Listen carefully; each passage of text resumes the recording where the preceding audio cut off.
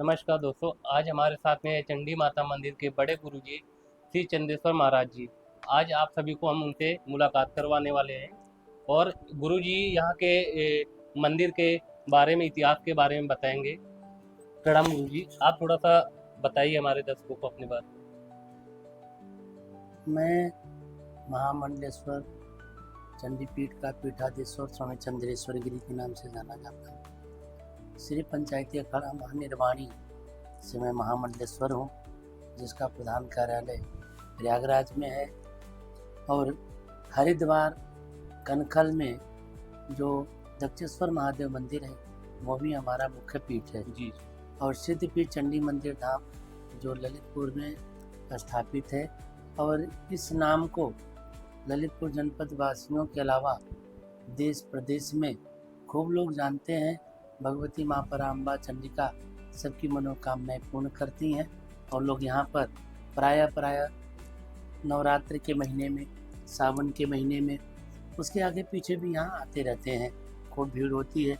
भगवती सबकी मनोकामनाओं को पूर्ण करती है। जिनकी झोलियाँ खाली हैं उनकी झोलियाँ भरती हैं माता। ऐसा बड़ा दिव्य दरबार है, बड़ा ही भगवती की कृपा वर्षा करती है यहाँ पर। तो मैं इस दरबार में माता रानी कृपा से एक छोटा सा सेवक हूँ और बहुत पहले से ही, बचपन में ही मैं यहाँ आ गया था। मैं ये कहूँगा कि मुझे माता चंडिका ने ही मुझे यहाँ पर बुलाया था जी। उनकी कृपा कटाक्ष से ही उन्हीं के दरबार का मैं सेवक बन गया।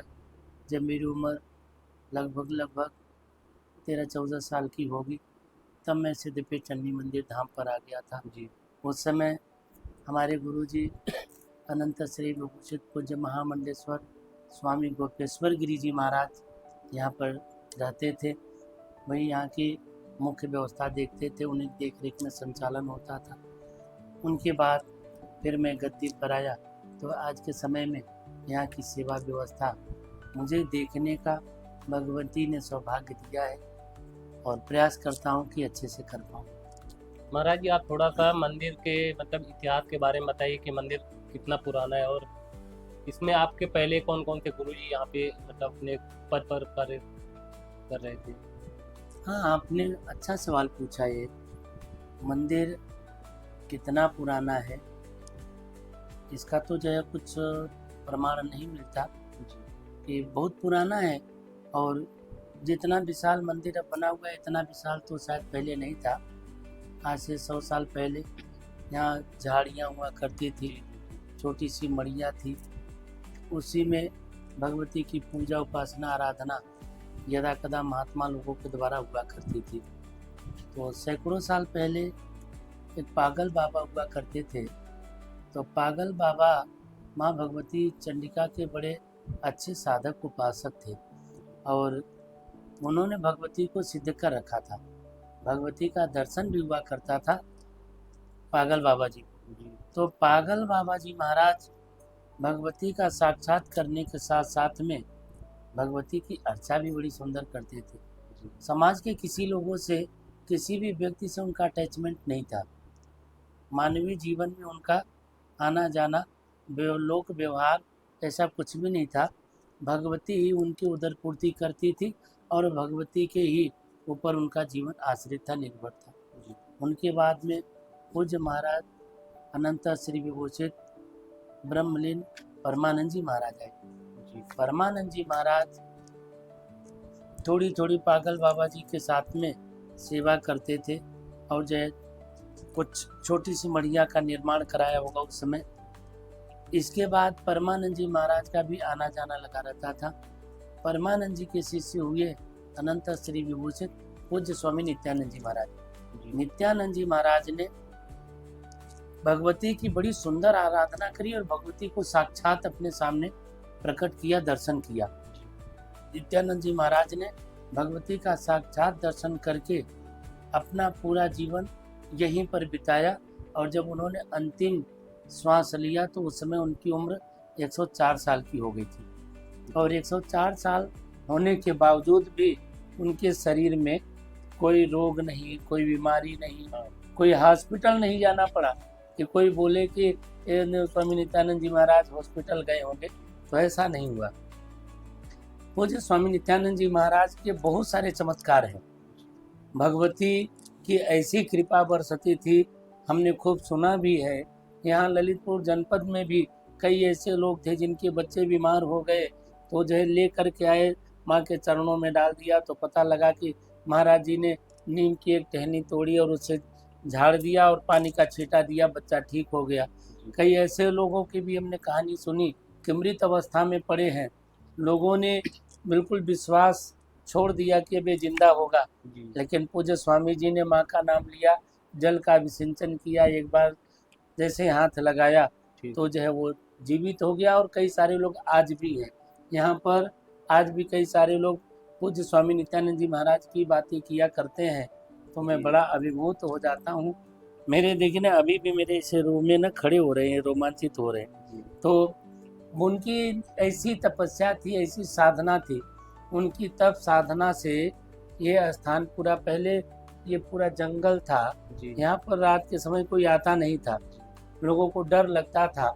आज से 30-40 साल पहले जो है बहुत कम ही मकान एका दुका हुआ करते थे। तो जब पूज्य स्वामी नित्यानंद जी महाराज ने अपनी यहाँ पर कम से कम उन्होंने 80 साल अपना बिताया इस जगह पर, जीवन काल का 80 साल बिताया, 80 से भी ज़्यादा बिताया होगा, क्योंकि वो जब संन्यास के मार्ग में आए थे तब उनकी उम्र भी 10-12 साल की थी, लेकिन प्रॉपर यहाँ रहते हुए 80 साल से ज़्यादा यहाँ माँ के चरणों में सेवा करी।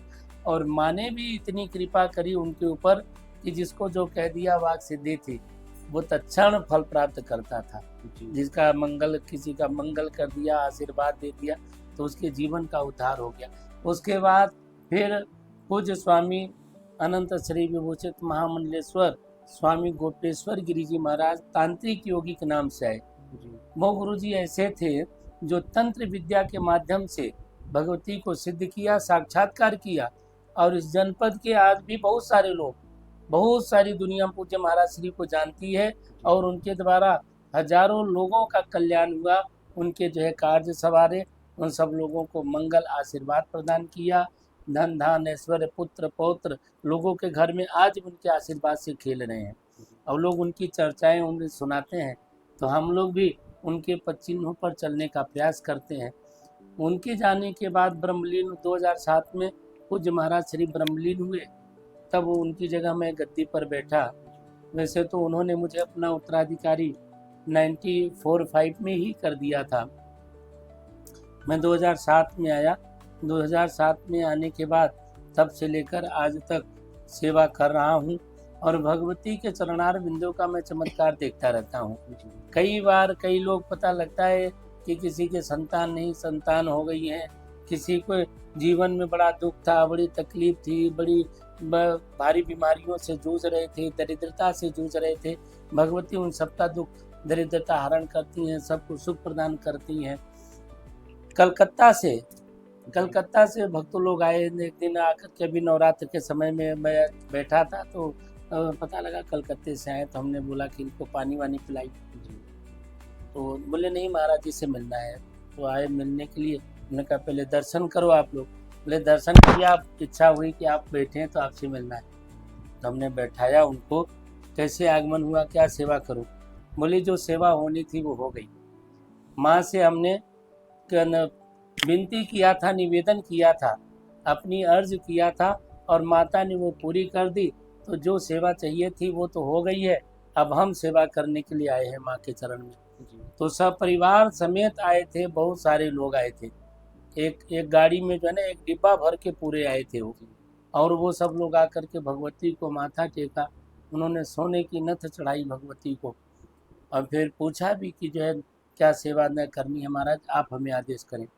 तो माँ ऐसे ऐसे चमत्कार। और उनके यहाँ जो उनकी सेवा होनी थी, उनके 2 काम थे। एक तो जो है 50 साल हो गई थी उम्र, घर में संतान नहीं हो रही थी, बहुत सारा इलाज कराया। भगवती का उन्होंने शायद है कि नेट पर देखा, इंटरनेट पे नेट पर देख करके प्रार्थना किया कि जो है गोद हरी हो जाए, गोद भर जाए, तो जो है माँ आपके दर पे आऊंगी। और उनके घर में बड़ा भारी डिस्प्यूट चल रहा था, विवाद चल रहा था। और ऐसा विवाद चल रहा था कि जिसका जो है कभी सुलझने का नाम ही नहीं ले रहा था, और 25-50 साल का विवाद होगा पुराने समय से। भगवती कृपा से ऐसा हुआ कि जब उन लोगों ने भगवती से प्रार्थना किया, निवेदन किया, एकदम से उनका विवाद जो लग रहा था 50 साल नहीं सुलझेगा, ऐसा मोड़ आया कि 15 दिन में उनका विवाद सब बैठे और सुलझ गया, अभिभूत हो गए और एक दूसरे से आपस में चर्चा करने लगे ये कैसे हुआ। ऐसा समझ आपस में चर्चा करके उन लोगों ने जो है उस समय ज़्यादा आभास नहीं हुआ, लेकिन जब बालक पैदा हो गया और इधर ये विवाद हल हो गया दोनों चीज़ का, तब उनको आभास हुआ कि भगवती ने किया। उन्होंने बोला कि हमें माँ ने प्रेरणा दिया, उनके जिसके यहाँ बालक पैदा हुआ उसको माँ ने दर्शन दिया, तब वो सारा परिवार यहाँ पर भगवती को माथा टेकने के लिए आए। तो लोगों के ज़िंदगी में ऐसे ऐसे चमत्कार, मेरे अपने साथ में कई बार चमत्कार होता रहता है। कोई असमंजस आ जाए, कोई चीज़ समझ में नहीं आती, कोई जो है मन में दुविधा पड़ जाती है, तो माँ से निवेदन करता हूँ, माँ मार्गदर्शन करती है और मुझे भी रास्ता मिलता है। नहीं गुरु जी, यहाँ पे तो मतलब ऐसा हम भी देखते हुए चले आ रहे हैं काफ़ी टाइम से कि 4-5 साल हमको भी यहाँ पे रहते हुए हो गए हैं। हम बाहर के हैं लखनऊ से। तो यहाँ पे क्या होता है कि एक बार आने से क्या होता है कि मतलब लोगों के जो कर्म है, विचार है, मतलब उनके व्यवहार सब कुछ बदल जाते हैं यहाँ पे। तो क्या मतलब सच में ऐसा यहाँ पे होता है? नहीं, यहाँ पर देखिए, एक तो माँ का स्थान है जी सिद्ध पीठ है, यहाँ पर कितने सारे बड़े बड़े साधु महात्मा, शंकराचार्य, ऋषि, मनस्वी, आचार्य महामंडलेश्वर, तमाम लोगों का आना होता रहा है, सदियों से होता रहा है, आज से नहीं है। वहाँ पर जो है धर्म सम्राट स्वामी करपात्री जी महाराज, भगवती का छोटी जमणिया से जब बड़ा जीर्णोद्धार हो रहा था तो स्वयं धर्म सम्राट करपात्री जी महाराज आए थे जीर्णोद्धार कराने के लिए। उसके बाद में कई सारे शंकराचार्य जी महाराज आते रहे। अभी जो पूर्व में द्वारिका शारदा पीठाधीश्वर और ज्योतिष पीठाधीश्वर शंकराचार्य पूज्य गुरु जी महाराज स्वामी स्वरूपानंद जी महाराज शंकराचार्य जी थे, उनका भी कई बार मेरे कार्यकाल में आगमन हुआ। तो इस तरह से शंकराचार्य आदि जो है ना, सब इस पीठ पर आते रहे, भगवती को सब लोग दर्शन करते रहे, और भगवती के इस दरबार में इतने सारे साधु संत महात्माओं ने तपस्या किया। मैंने आपको पहले बताया कि जो है पागल बाबा जो है जमुनानंद सरस्वती जी और पूज्य स्वामी परमानंद सरस्वती जी, स्वामी नित्यानंद जी महाराज, महामंडलेश्वर जी महाराज, सब लोग यहाँ पर इतनी तपस्या किया, जिन्होंने भगवती का आशीर्वाद प्राप्त किया, साक्षात्कार किया, उसकी ऊर्जा तो है ना, उसकी ऊर्जा है। और भगवती की कृपा प्रेरणा से हम लोग यहाँ पर हर साल सावन महीने में शंकर जी बनाते हैं, पार्थिव शिवलिंग निर्माण करते हैं, और शिवलिंग निर्माण भी एक महीने में कम से कम 5.25 करोड़ शंकर जी बनाए जाते हैं, और ये पूरा शहर मिलकर के बनाता है। और वो उसका भी ये प्रभाव है कि कई लोगों के जीवन में बड़ी खुशियां हैं, बड़ा जो है उनके जीवन में परिवर्तन है। पूरा शहर ही, कल ही हम बैठे थे, लोग चर्चा कर रहे थे कि 10-15 सालों में शहर में जो 100 सालों में नहीं बदला होगा वो 10-15 सालों में बदला है शहर। ये चर्चा भी आप सुन सकते हैं। तो भगवती की बड़ी कृपा है, ऐसा चमत्कार हम लोग देखते रहते हैं, इतने सारे अनुष्ठान होते रहते हैं, बड़ा मेला लगता है, दूर दूर से दुनिया आती है, हम लोग भी बैठ करके बड़ा शांति का अनुभव करते हैं। मेरे यहाँ स्थान कई जगह है, पंजाब में है, हिमाचल में है, मध्य प्रदेश में है, और शीर्षण लगभग प्राय बहुत सारे स्टेटों में है। सब जगह घूमने के बाद में जब यहाँ आ जाते हैं तो मन में परम शांति मिल जाती है, आनंद हो जाता है। अब जो है यहाँ पर सुकून से 1 हफ्ता 10 दिन तक बिताएंगे, फिर कहीं जाएंगे। तो ये स्थान ही ऐसा है जो बस सबको अपनी ओर आकर्षित करता है, और जब आता है व्यक्ति सच्चे भाव से आता है तो मन में शांति मिलती है, और उसको कामना भी पूर्ण होती है, उसकी फल भी मिलता है उसे। महाराज जी, यहाँ पे क्या होता है कि सावन के महीने में मंदिर में मतलब कुछ ज़्यादा ही इसका यहाँ पे मतलब होता है कि माता का लोगों के प्रति आस्था कुछ ज़्यादा ही होती है सावन के महीने में। जी, सावन का महीना तो देखो, एक तो मातेश्वरी का महीना है जी, भगवान शिव जी महाराज और भगवती माँ पराम्बा जगदम्बा दोनों का ही महीना है जी। और सावन महीने में जगह जगह जितने भी देवी की पीठें हैं, सब जगह पर मेला लगता है, उत्सव लगता है, माँ के झूले लगते हैं जी। कई लोगों की मान्यताएं होती हैं, माँ मेरी कामना पूरी करेगी, तो सावन महीना में हम माँ के लिए झूला लगवाएंगे। हाँ। सावन महीना में हम माँ को जो है सुंदर हरियाली बना करके, उसमें हरियाली तीज आदि ना सब माता के लिए आती है ना, जी, तो उसमें माँ के लिए हरियाली लगा करके झूला में बैठा कर उनको झूला झुलाएंगे। तो ऐसी बहुत सारे लोग जो ना अपने मन में भावना रखे रहते हैं, मान लेते हैं कि हमारी ये कामना पूरी होगी तो माँ के लिए ऐसा करेंगे। जी, कई लोग ऐसा भी मान लेते हैं कि सावन महीने में या नवरात्रि में हम माँ को कीर्तन सुनवाएंगे, जी, भजन सुनवाएंगे, हम माँ के दरबार में मेला लगाएंगे, कोई उत्सव मनाएंगे। तो ऐसे लोग अपनी अपनी कामना मान लेते हैं, धारणा मान लेते हैं। तो सावन महीना में जब पूरा हो जाता है तो लोग जाके करते हैं। जी, और सावन महीना शिव जी महाराज के लिए है, जी, शिव जी महाराज की भी प्रसन्नता होती है। और जहाँ शिव शक्ति दोनों के लिए उपासना आराधना की जाए, वहाँ पर देवी जल्दी प्रसन्न होती है, भगवती माँ परम्बा उनके ऊपर प्रसन्न होती है। तो इसलिए यहाँ पर सावन में शंकर जी बनते हैं और माँ का भी उत्सव मनाया जाता है। माँ का तो स्थान ही है, तो माँ का उत्सव तो रोज मनना चाहिए, लेकिन समय समय पर सावन में, नवरात्रों में, गुप्त नवरात्रों में मनता रहता है। हर नवरात्रि में सतचंडी यज्ञ होता है, जी, बड़ा मेला लगता है, बड़ी दुनिया आती है, भंडारे लगते हैं, दर्शनार्थी खूब आते हैं। जी, सावन महीने में लोग जप करते हैं, अनुष्ठान करते हैं, बड़ी विधि विधान के साथ करते हैं जी, जप अनुष्ठान। हाँ, जप और अनुष्ठान करने की भी बड़ी सुंदर विधियां हैं। और जप करने का तो फल भी है, मज्जन फल पेखै तत्काला, का को होय पिक बकहु मराला। तो जो जप करता है, नाम जपता है भगवती का, उसके संकट का हरण करके भगवती सुनती भी बहुत है जल्दी से। जी, इसलिए सावन में लोगों को जो अच्छा भी लगता है, मौसम भी अनुकूल होता है, तो जी। मेला लगता है, खूब आते हैं। महाराज, अभी क्या चल रहा है अपने यहाँ पे कि बहुत सारे भक्तगण हैं, वो भगवान को नहीं मानते हैं, या और घर पे जब कोई मुसीबत आती है, कोई बीमारी आती है, तो सीधा मंदिर की ओर भागते हैं। तो उनके बारे में आप थोड़ा सा कुछ। अब देखिए, मौका परस्त भक्त कह सकते हैं आप इनको, जी, कि मौका मौका पर ना हाँ, चेहरा बदलते रहते हैं। जी, यद्यप मानते तो सभी हैं, बिल्कुल, कुछ लोग ऐसे होते हैं कि जो अहरनिश मानते हैं, और कुछ लोग ऐसा है वो ऐसे होते हैं कि जो तकलीफ पड़ने पर ही मानते हाँ, हैं। तभी मानते हैं। भगवान को ये अपनी मानता से, अपने कामनाओं से उनको कसौटी पर उतारना चाहते जी, हैं। जीव को कभी भी अपनी कामनाओं की कसौटी पर परमात्मा को उतारने का प्रयास नहीं करना चाहिए। जी, परमात्मा ने हमको जीवन दिया, उनका रोज धन्यवाद करना चाहिए। और परमात्मा के द्वारा जो बनाए गए नियम है, हमको उस कसौटी पर उतरना चाहिए। जी, जब हम उस कसौटी पर उतरने का, उन बनाए हुए नियमों का, मार्गों पर चलने का प्रयास करेंगे, तो ऑटोमेटिक जो बड़े बड़े दुख तकलीफ हैं वो भी सब छोटे होते जाएंगे, तकलीफ आएंगे ही नहीं। फिर ऐसी और नौबत ही नहीं आएगी कि जो है ना, भगवान आज हम उनको मान रहे हैं और कल जो है नहीं माने, या कल नहीं मान रहे तो आज हम उनको मानने लग जाए, ये नौबत नहीं आएगी। ये वही लोग होते हैं जो लोग ना शुरू में मानते नहीं हैं, विश्वास नहीं करते, जब कोई चारा नहीं बनता तो भगवान देखते हैं। जी, ऐसे लोगों के लिए मेरी सुझाव है कि भगवान को मानिए, जी, भगवान आपसे कुछ नहीं लेता। बिल्कुल, आप एक बार बंधन करते हैं तो भगवान आपको आशीर्वाद ही देता है। हम भगवान को जो देने की बात करते हैं, उसको भावना यदि लगाएं तो भावना से बड़ा और कुछ भी नहीं हो सकता। तो भगवान को मानना सबको चाहिए।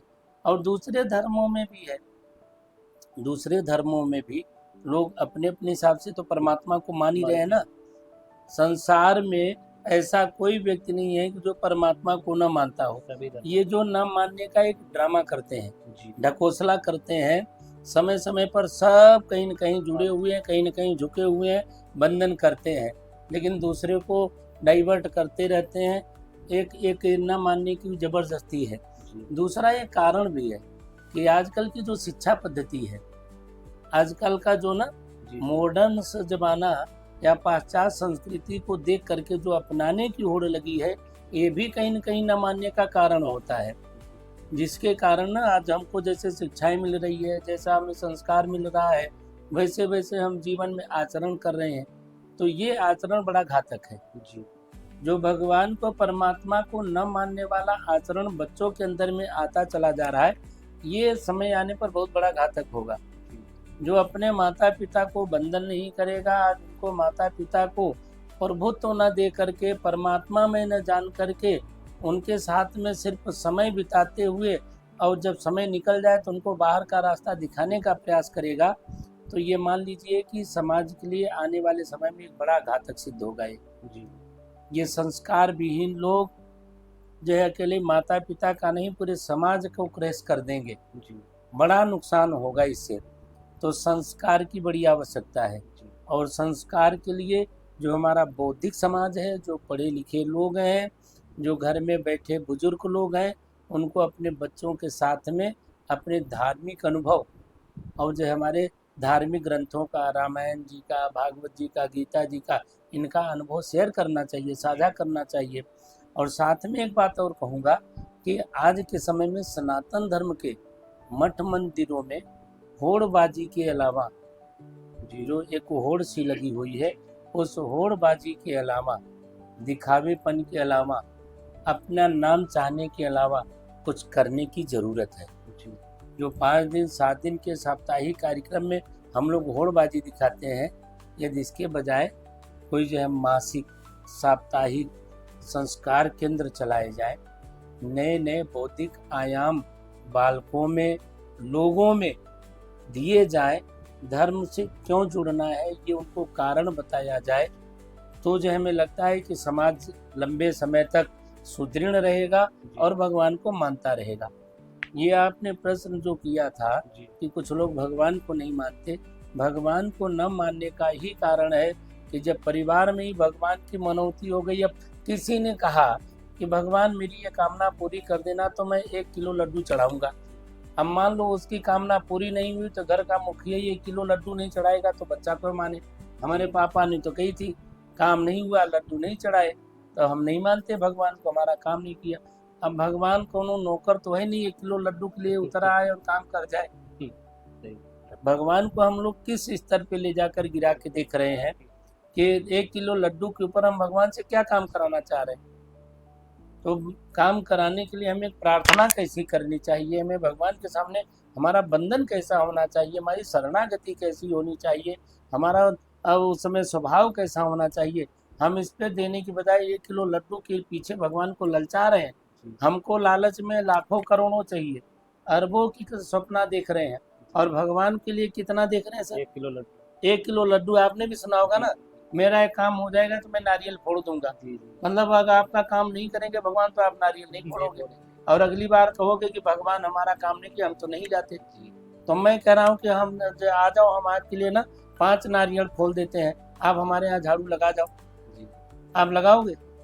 आप तो हमारे यहाँ हमारे भगवान को 1 नारियल पे काम कराना चाह रहे हो, हम आपके लिए 5 नारियल देने के लिए तैयार हैं। 5 छोड़ो, हम तो 25 नारियल देंगे, करोगे आप? अभी कोई नहीं करता। तो जो चीज हम भगवान से एक्सेप्ट करने लगे हैं, छोटी चीज दे करके अपनी लालच को, भगवान को हम ना, जैसे हमारा मन खुद लालची हो गया है, वैसे हम भगवान को लालची समझ करके, नारियल और गुड़ का लालची समझकर उनसे काम कराने की अपेक्षा रखते हैं, और लालच के कारण जब हमारा काम नहीं होता तो हम उसी भगवान का दोष देने लग जाते हैं, उसी भगवान का अपमान करने लग जाते हैं। ऐसे लोगों की धारणा साधुओं, संतों, महात्माओं के प्रति भी होती जा रही है। ये गुरुजी हमारे काम नहीं कराए, इन गुरुजी से हमारा काम नहीं बना, तो ये गुरुजी पावर में नहीं है, वो गुरुजी अच्छे हैं, वो गुरुजी नहीं किए तो वो गुरुजी अच्छे हैं। ये सब लालच के कारण हो रहा है बंधु, बिल्कुल लालच के कारण हो रहा है। आप मान लीजिए दीक्षित जी, जैसी जैसी व्यक्ति की लालच की अवधारणा रहेगी, उसकी अश्रद्धा उसके अंदर बढ़ती जाएगी। जब लालच खत्म होगा, लालच खत्म होने पर धन्यवाद की भावना होगी, कृतज्ञता की भावना होगी, तो जब भगवान में श्रद्धा बढ़ेगी, भक्ति की भावना, कृतज्ञता की भावना, धन्यवाद की भावना, सम्मान की भावना, स्वागत की भावना, जब परमात्मा के प्रति हम ये सब निवेदित करेंगे तो हमारे जीवन में सौभाग्य बढ़ेगा, हमारा जीवन सुखमय होगा, सुंदर होगा, सहज सरल होगा, और फिर ये कहने की जरूरत नहीं पड़ेगी हम नहीं मानते। आज हमको कोई पूछे कि भगवान को मानते हो नहीं मानते, तो बड़ा प्रश्न है। कोई हमसे पूछे कि मानते कि नहीं, ये बड़ा प्रश्न। कोई ये बोले कि आपको मानते कि नहीं मानते, तो हम तो आपको कहेंगे कि हम तो आपको भी मानते हैं। भगवान ने आपको बनाया, भगवान की सुंदर कृति हो, आप भी सुंदर रचना हो भगवान की, तो हम आपको क्यों ना माने? आप हमारे सामने इतने सज्जन सरल बैठे हो, जी तो आप भी भगवान की रचना हो ना, बिल्कुल। तो भगवान की क्यों ना माने? तो हम तो आपको भी मानते हैं, भगवान को क्यों ना माने? तब आप यहाँ समझ सकते हैं कि लोग भगवान को क्यों नहीं मानते या उनका विश्वास क्यों उठ रहा है। भगवान को हमने जाना क्या है? जो माँ बाप अपने बच्चों को पैदा कर रहे हैं, जन्म दे रहे हैं, वही बच्चे उनको निकाल कर वृद्धाश्रम में भेज रहे हैं, बिल्कुल वो भगवान को क्या मानेंगे? सही, भगवान उनसे प्रसन्न कैसे होंगे? कभी जिसने अपने माता पिता में, अपने गुरुजन में, अपने पूजनीय में प्रभुत्व नहीं देखा, परमेश्वर नहीं देखा, वो भगवान को क्या देखेगा? वो भगवान को मान्यता क्या मानेगा? जी अब उसके मानने न मानने से भगवान का क्या बिगड़ने वाला है? कुछ नहीं। भगवान के भक्तों पर उसका क्या प्रभाव पड़ेगा? तो ऐसा व्यक्ति जो भगवान को नहीं मानता, अपनी कसौटी से भगवान को चलाना चाहता है, मैं उसको बहुत बुद्धिमान नहीं कहूँगा।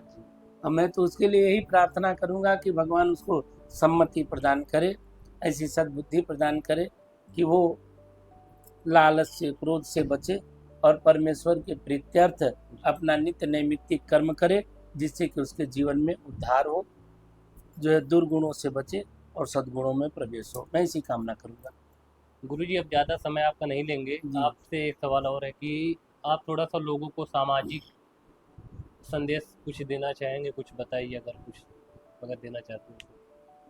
सामाजिक संदेश कैसा चाहते हैं? मतलब यही भक्ति के प्रति, भगवान से जुड़े रहने के। हम भगवान से जुड़े रहना, देखिए जो भगवान से जुड़ा रहता है जी उसके जीवन में सारी चीज़ें स्वतः आती रहती हैं। जी एक रामायण में सुंदर चौपाई लिखी हुई है, जिमि सरिता सागर महु जाई, यद्यपि ताहि कामना नाई, तिमि सुख संपत्ति बिनहि बुलाई, धर्मशील पहु जाहि सुभाए। जैसे बरसात के समय में छोटी बड़ी सब नदियां भर जाती हैं, जी नदियों का जो पानी चलता है वो पानी चलते चलते समुद्र में जाके मिल जाता है, मिलता है ना। जी समुद्र ने किसी नदी को निमंत्रण नहीं दिया तुम मुझ में आकर मिल जाओ। जी बरसात हुआ, पानी चल पड़ा, तो वो नदियां समुद्र में जाके मिलेंगी। गंगा जी आ रही समुद्र में मिलेंगी, जमुना जी आ रही समुद्र में मिलेंगी। समुद्र में मिलने पर उनको शांति मिल जाती है, सुखी हो जाती है, उनका रास्ता पूर्ण हो जाता है, मंजिल को प्राप्त कर लेती हैं। मनुष्य के जीवन में भी ऐसा ही है, तिमि सुख संपत्ति बिनहि भुलाए, धर्मशील पहु जाहि सुभाए। जो धर्माचरण करता है, जी जो धर्म के मार्ग पे चलता है, जो धर्म के धीति धर्मो रक्षति रक्षिता, जी जो धर्म की रक्षा करता है धर्म उसकी रक्षा करता है।